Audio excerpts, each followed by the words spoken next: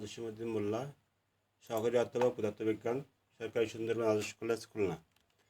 আজকে আমরা অনার্স চতুর্থ বর্ষের সলিড স্টেট ফিজিক্স এর একটি অধ্যায় ডাইলেকট্রিক প্রপার্টিস এই বিষয়টা আলোচনা করার চেষ্টা করব।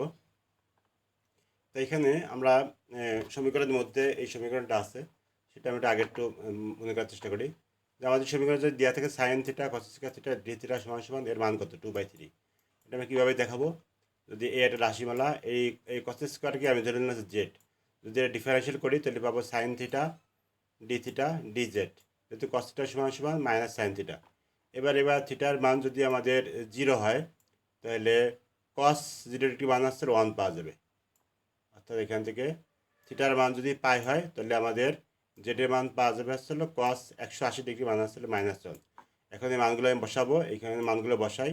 তাহলে লিমিট 0 জায়গায় বসালাম +1, আর পায়ের জায়গায় বসালাম হচ্ছে -1, আর এটা হচ্ছে জেড স্কোয়ার এইটার জন্য সাইন থিটা ডি থিটা, এর জন্য পালাম হচ্ছে ডি জেড। ঠিক আছে। এর পরবর্তীতে আমরা দেখি যে এখানে যদি আমাদের মাইনাস চিহ্ন থাকে এখানে লিমিটটা চেঞ্জ হয়ে যায়। তো এটা হচ্ছে -1 চলে আসলো, এখানে এটা +1 চলে আসলো, জেড স্কোয়ার ডি জেড। এটাকে যদি ডিফারেন্সিয়েট করি তাহলে দেখতে পেলে Z3/3। এবারে আমরা যে মান বসা দিই তাহলে আমাদের এই মানগুলো আমরা পাবো 1/3। যদি কমন নিয়ে আসি তাহলে প্রথমে আমি জেডের জায়গায় 1 কিউব বসাবো, 1 কিউব বসালাম এবং এটা মাইনাস দিলাম, মাইনাস দেওয়ার পরে এটার -1 এর উপর আবার কিউব দিলাম। ঠিক আছে। তাহলে আলটিমেটলি এটা -1, এখানে +1, এখানে 2/3 চলে আসলো। এটা আমরা একটা আগে দেখে নিলাম, এটা সমীকরণ সম্বন্ধে কাজে লাগবে।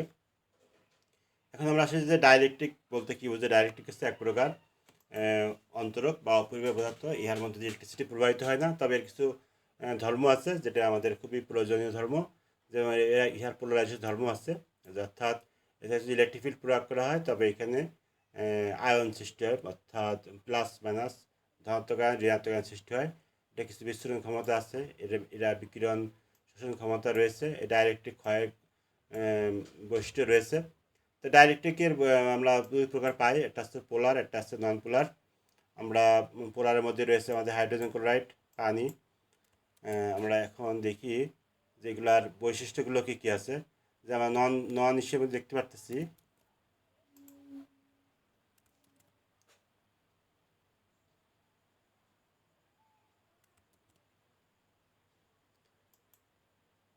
যে এই বৈশিষ্ট্যের মধ্যে আমি দেখতে পারতেছি যে এটার মধ্যে কী কী রয়েছে।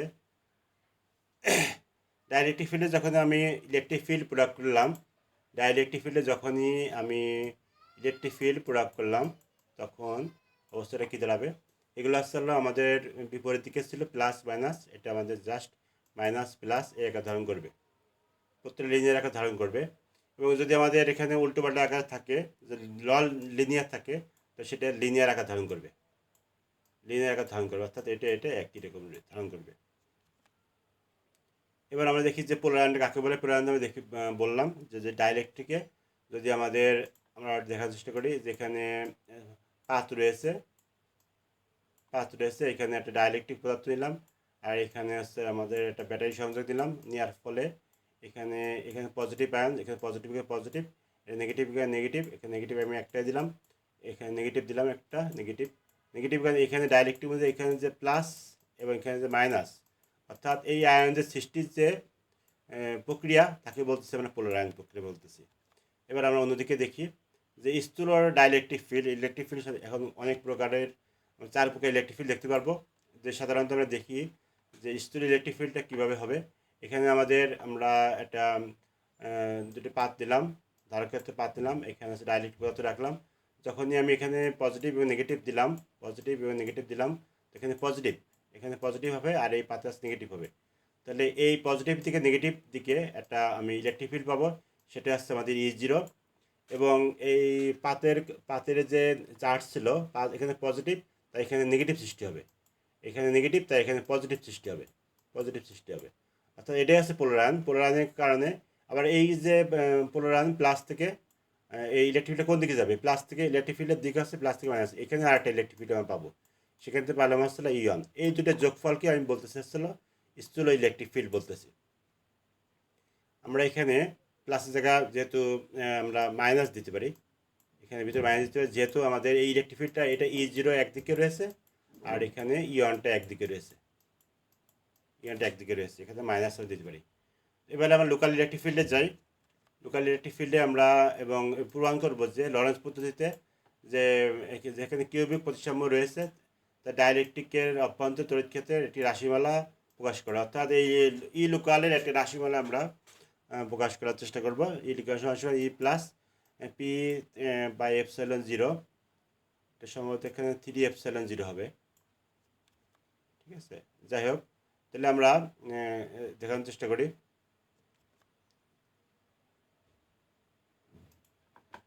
আমাদের স্বাভাবিকভাবে যে আকার ধারণ করবে, যে এখানে আমাদের পাত রয়েছে, এটা ধারকত্বের পাত, এখানে যে আমি এখানে সৃষ্টি করি পজিটিভ আর নেগেটিভ যদি দিই তো এখানে পজিটিভ, এখানে নেগেটিভ, একটু আগে দেখে আসছি যে স্থির তড়িৎ ক্ষেত্রের ক্ষেত্রে। আবার এখানে ডাইলেকট্রিকের মধ্যে এখানে এই মাইনাস এখানে প্লাস, মাইনাস এখানে প্লাস, আর প্লাস এই এইভাবে করে সৃষ্টি হচ্ছে, মাইনাস এখানে প্লাস মাইনাস প্লাস, এইভাবে এই পাতের জন্য এই দিক এই বরাবর সৃষ্টি হবে। এটা হচ্ছে আমাদের E0। আর যেহেতু এই ডাইলেকট্রিকের মধ্যে এই প্লাস, এই এখানে প্লাস সৃষ্টি হচ্ছে আর এখানে মাইনাস সৃষ্টি হচ্ছে, এটা আমরা এই প্লাস থেকে মাইনাস দিকে যাবে, এটা পাচ্ছি আমরা ইয়ন। অর্থাৎ এই জিনিস আমরা একটু আগে দেখে আসছি, সেটা হচ্ছে স্থূল ইলেকট্রিক ফিল্ডের ক্ষেত্রে দেখে আসছি। এখন এই ডাইপোলগুলা আবার ডাইলেকট্রিকের মধ্যে এসে একটা ক্যাভিটি আকার ধারণ করবে। এই ডাইপোলগুলা, এইখানে যে ডাইপোলগুলো আছে এই ক্যাভিটি আকার ধারণ করবে, ক্যাভিটি আকার ধারণ করবে এই ডাইলেকট্রিকের মধ্যে। এই ক্যাভিটির মধ্যে আবার এখানে চার্জ সৃষ্টি হবে, অর্থাৎ এখানে যে প্লাস, প্লাসের কারণে এখানে যে প্লাস, প্লাসের কারণে এখানে মাইনাস সৃষ্টি হবে, এখানে যে মাইনাস এখানে প্লাস সৃষ্টি হবে, এবং এটার দিক কোন দিকে যাবে, প্লাস থেকে মাইনাস থেকে। এখানে আমি আর একটা ইলেকট্রিক ফিল্ড পাবো, এটা মান দিলাম আসলে আমি E2 দিলাম, E2। এবং আমরা দেখি যে এই যে ক্যাভিটির বাইরে বাইরে যে ইলেকট্রিক ফিল্ড সৃষ্টি হলো এটার মান সবসময় হয় 0 হয়, ঠিক আছে। এখন আমাদের এইকে ভিতরের যে অংশটা, এইখানে যে মাইনাস, মাইনাসের কারণে এখানে ভিতরে আবার চার্জ সৃষ্টি হবে, আবার পোলারায়ন সৃষ্টি হবে, এখানে প্লাস এখানে মাইনাস আবার সৃষ্টি হবে, আবার এর দিকটা হবে প্লাস থেকে মাইনাস দিকে। এইখানে আমি আর একটা ইলেকট্রিক ফিল্ড পাবো, সেটার নাম আসছিল আমাদের E3। এই E3টা আমাদের মূলত নির্ণয় করতে হবে, আর অন্য অংশগুলো মান সহজে আমরা বের করতে পারি। এবার আমরা নিচের অংশগুলো দেখি। ইলেকট্রিক ফিল্ডে আমরা 4টে পেলাম, একটা আসছিল E0, E1, E2, E3। আমরা আবার চেক করে দেখি যে E0 হচ্ছে কোন জায়গায়, E0 হচ্ছে প্লাস থেকে মাইনাস দিকে পাবো। E1টা পাচ্ছি হচ্ছে কোথায়, এই প্লাস থেকে এই মাইনাস দিকে, এখানে পেলাম E1 পেলাম। E2টা কোথায়, E2টা দেখি আমরা এখানে এই ক্যাভিটির বাইরের যে চার্জ, এখানে minus minus minus plus plus plus, এটা যে চার্জ। আর এই E3টা কোথায়, এই ক্যাভিটির ভিতরে যে চার্জ সৃষ্টি, এখানে প্লাস আছে কারণে মাইনাস মাইনাস, এখানে মাইনাস এখানে প্লাস প্লাস। এই যে 4টা চার্জের যোগফল সেটা হচ্ছে আমাদের ই লোকাল, অর্থাৎ ই লোকালে আমাদের 4টি ইলেকট্রিক ফিল্ড আছে। দুটি ইলেকট্রিক ফিল্ড আমরা দেখে আসছি, এই দুটি আসলে আমাদের স্থূল ইলেকট্রিক ফিল্ড। আর এই দুটো আসলে মূল ইলেকট্রিক ফিল্ডে ইলেকট্রিক, এখানে মূলত এই মূল যে ইলেকট্রিক লাইনটা দেওয়া হয়েছে এখানে এই দুটো সৃষ্টি হবে। আর ক্যাভিটির কারণে এই দুটি ইলেকট্রিক ফিল্ড সৃষ্টি হবে, এটা আমাদের একটু খেয়াল রাখতে হবে। ক্যাভিটির কারণে দুটি সৃষ্টি হবে আর ইলেকট্রিক ফিল্ডের দুটি সৃষ্টি হবে, মোট 4টি ইলেকট্রিক ফিল্ড। এখন আমরা দেখি যে E0টা কি। E0 হচ্ছে প্লেটের চার্জের জন্য ইলেকট্রিক ফিল্ড, অর্থাৎ এই যে প্লেটের চার্জের জন্য যে ইলেকট্রিক ফিল্ড সৃষ্টি হয়েছে। আর ইয়নটা কেমন, ইয়নটা হচ্ছে আমরা এই যে প্লাস থেকে মাইনাসের দিকে যেটা পেলাম, এই যে ইয়নটা আসলে ডিপোলারাইজেশনের কারণে যে চার্জ সৃষ্টি হয়েছে। এখন আমরা দেখি যে এই E0 মানটা কত হবে। আমরা জানি যে E0 মানটা কেমন হবে, যে E0 সমান সমান সিগমা ভাগ এপসাইলন 0। এটা আমরা লিখি, এভাবে লিখি যে আমরা ইলেকট্রিক ফিল্ড সমান সমান জানি Q by A epsilon 0, Q by A কে আমি লিখতে পারি আবার সিগমা, তাহলে আমরা সিগমা এপসাইলন 0 লিখতে পারি। আবার দেখি যে এই এই যে রাশিমালা,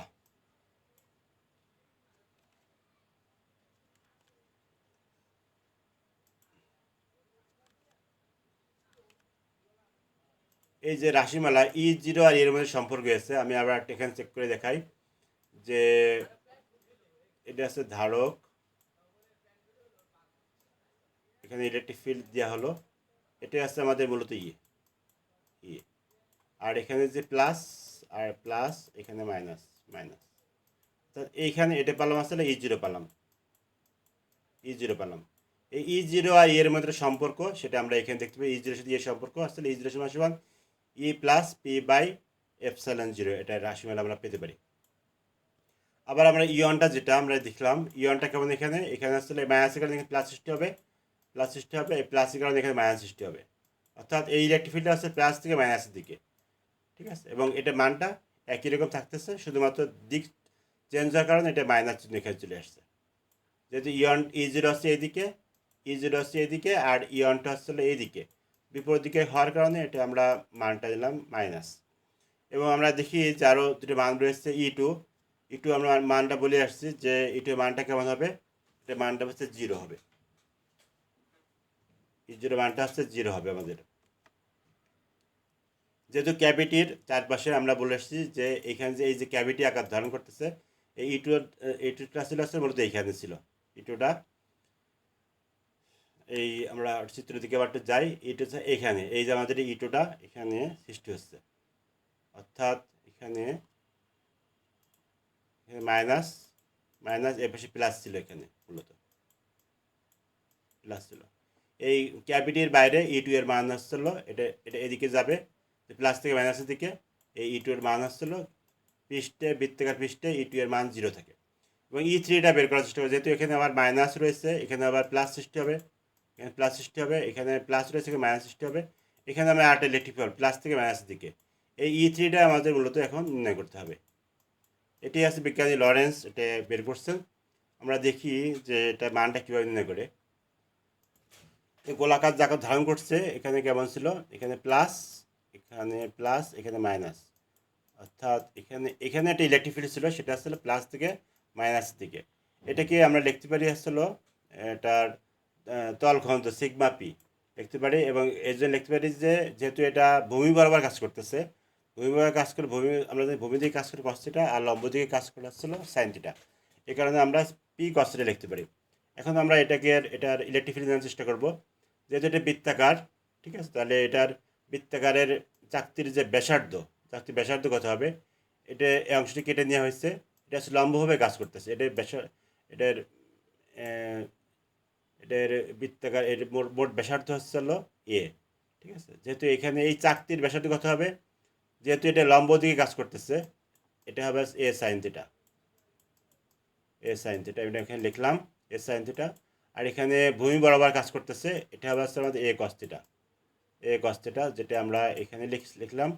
এবং ক্ষেত্রফলটা কত হবে, এই ব্যাসার্ধ গুণ প্রস্থ, আর এর সাথে আছে যেহেতু এটার পুরোটা হচ্ছিল 2 পাই, এই 2 পাই দিয়ে গুণ হবে, 2 পাই দিয়ে গুণ দিয়ে আমরা লিখলাম,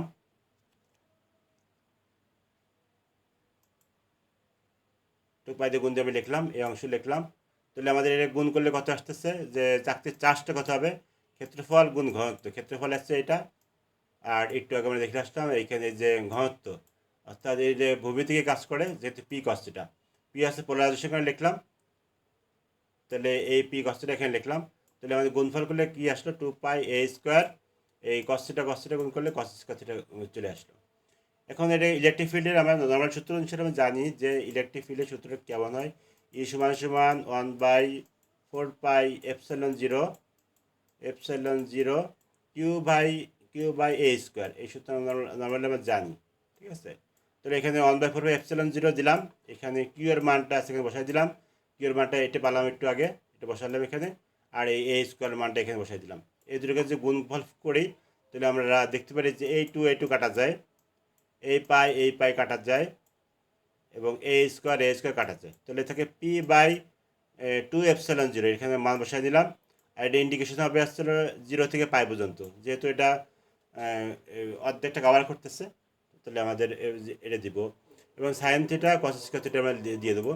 একটু আগে আমরা এই সমীকরণ থেকে দেখে আসছি যে এটা মান আছে 2/3, তাহলে আমরা এটাকে গুণ করে কত পাবো, যে এই টু কাটা যাচ্ছে, P/3ε0, অর্থাৎ E3 সমান এটা পাবো আমরা। তাহলে আমাদের যে মোট রাশিমালা থেকে দেখলাম যে এখানের এই মানটা কোথা থেকে পেলাম, এই মানটা পেলাম আসলে আমাদের ই জিরো মান থেকে পেলাম। এটা মানটা কোথা থেকে পেলাম, এটা মানটা আসলে পেলাম ই1 থেকে পেলাম। আর জিরো আসলে ক্যাভিটির কারণে ই2 জিরো। আর এটা আসলে আমাদের লরেন্স যদি আমরা পেলাম ই থ্রি মানটা হচ্ছে এটা। দেখি যে আমরা যে এটা কাটা যাচ্ছে, থাকতেছে P/ε0। এটাই আমাদের লোকাল ইলেকট্রিক ফিল্ডের রাশিমালা। আমরা যে এই অংশটা বললাম যে 2/3, আমরা যে এই অংশ প্রথমে বলে আসছিলাম যে এটার মানটা আমরা একটু আগে করে দেবো, যে এই যে মানটা আমরা এই সমীকরণের মান থেকে আমরা পেয়ে আসলাম 2/3। এটাই হচ্ছে আমাদের লোকাল ইলেকট্রিক ফিল্ডের রাশিমালা। ধন্যবাদ, আজকে আমি শেষ করি। ধন্যবাদ।